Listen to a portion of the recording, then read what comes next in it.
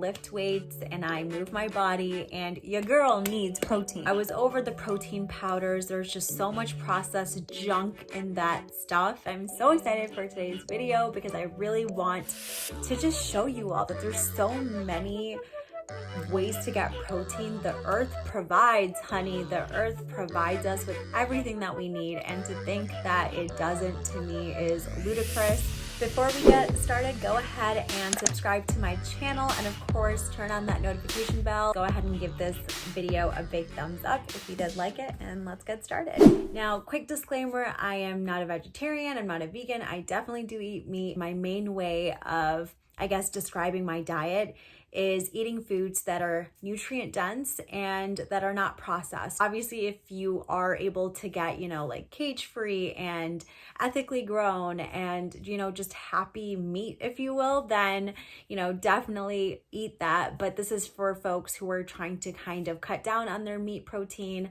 and trying to increase protein that is plant-based. Okay, so the first thing that I want to share with you all is hemp seeds. Now, hemp seeds are super hearty, they're super filling, and they're very, very high in protein. I personally don't like the flavor of them as much, so I like to incorporate them into my smoothies because all of my other ingredients in my smoothies kind of mask the flavor. And then obviously you can add them into your oatmeal and kind of figure out ways to incorporate into your diet because it's really high in protein and might as well. Okay, the second one I want to talk about is beans. Now, beans are completely underrated, and I know that most of us only have ever had them, boiled or sauteed, but there's so many ways to cook beans. So I highly encourage using Google and, seeing different ways that you can eat them. One of the things that I always say to everyone is there are so many cultures in this world, and so many of those cultures have figured it out. I mean, one really good example is the Indian culture. Most of the country, I think it's like 80% of the country is vegetarian, and there's so many vegetables that are high in protein, and they figured out how to make different dishes taste so yummy and not bland. Right, now the next thing is nuts. Now, nuts you can add on your salads as toppings. I personally honestly just like snacking on them. Sometimes I'll have, actually a lot of times I'll have almonds with walnuts and dates. It's kind of like a sweet and savory snack, if you will. My favorite nuts are almonds, walnuts, pistachios, and cashews. Those are like my favorite. Peanuts, I'm not the biggest fan of, only because it's a little heavy on my stomach, but obviously all of them are great sources of protein. Some are higher sources of protein than others, like almonds, for example, so definitely a great one.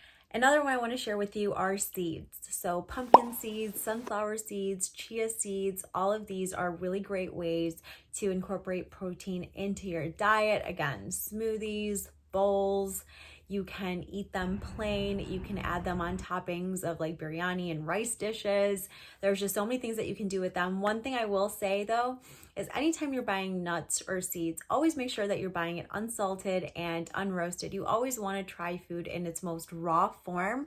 Obviously, there's nothing wrong with salt, but you'll notice that one, if you buy the nuts or seeds salted, you might get bloated because there's a lot of salt in every nut that you're getting. So personally, I like the flavor of the nuts and seeds on their own. I don't need the salt to enhance the flavor. And you might have seen a couple videos before where I do talk about, how our taste buds can actually change if we kind of phase out that excess salt and excess sugar that we're so used to. All right, the next one that I want to share with you is quinoa. Now, quinoa is a great substitute for rice or complex, processed breads or whatever the case is. So definitely recommend incorporating that into your lunches and dinners. It's a great source of protein. A lot of people don't look at it or even think that it is protein, but it is. And it's very filling. And obviously quinoa by itself doesn't have flavor. So I know a lot of people that say that they don't like quinoa.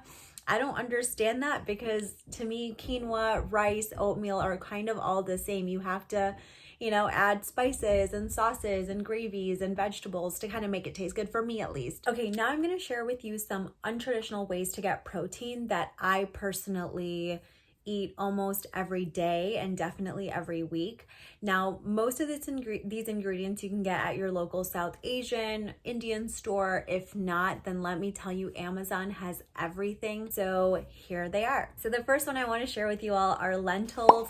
Lentils are my comfort food when I come back from a vacation or anywhere. I honestly just crave them. Some of you might know it as dal. So there's various types of dal. There's yellow dal, red dal, black dal, you know, all different types. And then even within those different types, there's like subtypes. So I recommend going again to your local South Asian, Indian store, or going online and kind of buying a few, seeing which ones you like. I personally like all of them. Again, I grew up with them, so I personally don't have a preference. It's kind of based off of my mood, and it's super, super easy to make. So as I said, in the description box below, I will be, you know, sharing some dish names. That way you can Google recipes on how to make them. Some of these ingredients might be new to you all. You might have either not heard them or you don't have access to them in your local grocery store. So you don't really know how to cook them. So I will definitely be leaving some, you know, names of dishes so you can Google them. Another one I want to share with you is kidney beans. Kidney beans, again, is one of my favorites. And the way that I like it prepared is Rajma. It's one of my favorite dishes ever. Super high in protein, and obviously you can make a lot and it can last, you know, 3 or 4 days. Okay, the next one is my absolute favorite, and that is chickpeas or garbanzo beans. I think they're the same thing. Now, obviously, I feel like nowadays, whenever people think of chickpeas, they think of hummus, and I know that's a great Middle Eastern dish to eat it. But for me, hummus is, again, it's a dip. It's not a meal. So I like to have chickpeas in chole form, in chana form. And again, I'll put these words down in the description box below so you can see how they're spelt, and you can Google their recipes. And if you do have a South Asian or Indian store, you know, local to you, you'll also see that they sell chickpea flour.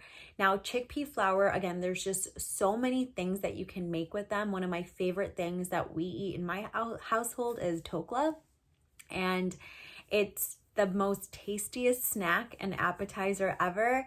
And to think that it's literally made from chickpea flour is so amazing to me. I get my protein, I get the flavor, I get satisfied, and I'm full, and that's what I'm looking for. All right, the next one that I'm going to share with you is mungbeans. Now, mungbeans in Hindi is Moong. So again, something you can find at your local South Asian store, of course, online. I'm sure Amazon has it as well. And this is one of my favorite breakfast items that are really high in protein. So what we do at our household is we actually soak the mung beans the night before. So I think soak them for like maybe 8 to 10 hours. And then the next day, I actually don't even saute or cook them. I like just eating them with cucumbers, tomatoes, a little bit of salt, pepper. I also do like to add ginger to mine, like pieces of ginger. And yeah, to me, that's just a great breakfast bowl. I did share the recipe to that, so I will link that somewhere here. And yeah, it's super yummy. The next one is black-eyed beans. Now, I know I mentioned beans like earlier, but black-eyed beans, I don't necessarily always see like people, when they think of beans, that they think of black-eyed beans. Again, there's so many things that you can make with them. I think they're so delicious. I like them in a curry form over rice. I think that just tastes so yummy and so warm and filling. Super great source of protein as well. The next one is semolina. I know in Hindi it's called sooji. Now, semolina comes typically in a powdered form, like in a flour form, if you will. And there's so many things that you can make with it. Personally, I like to eat it with, or in the form of upma, which is a very popular Indian dish. And we like to add, you know, like diced carrots and peas in there, and it tastes so yummy. The next one that I want to share, which actually you can get at your local grocery store as well as Amazon, of course, is flax seeds. Now, flax seeds are such a great addition to smoothies, to bowls. To me personally, they don't have a flavor, so I'll just add like 2 or 3 tablespoons to my morning smoothie every single day, so I know I'm getting at least a few grams of protein in the morning. Let's say you're even making pancake mix, and if you get ground flax seeds and kind of throw it in your pancake mix, it doesn't taste like anything, at least to me. So again, just different ways that you can kind of like sneak in the protein into your meals. Now, the last one that I want to share with you are greens. So, you know, peas, spinach, kale, collard greens, mustard greens. the way that I look at it is the greener the vegetable in the leaf, the likelihood of it having protein is a little higher. Obviously, you can Google which greens have more protein.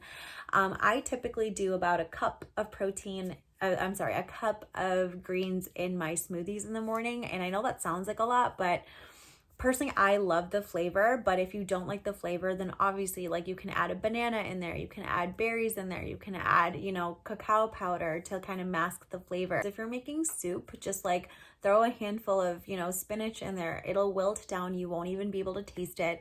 In our household, we'll put spinach in our dal or our lentils. And again, you don't really taste it. It kind of wilts down, obviously, and the dal flavor takes over. So I think that's another great way to kind of sneak it into your diet and get those few extra grams of protein. As I always tell people, gorillas, zebras, horses, hippopotamuses, elephants, some of the largest mammals in the world are vegetarian. They're herbivores, and they're obviously still very muscular, still very strong mammals. So that protein does come from somewhere, and it does come from plants. So again, I hope you guys enjoyed this video, and as always, go ahead and subscribe to my channel if you did like my content, and give this video a big thumbs up if you haven't already. All right, I'll see you all in my next video. Bye.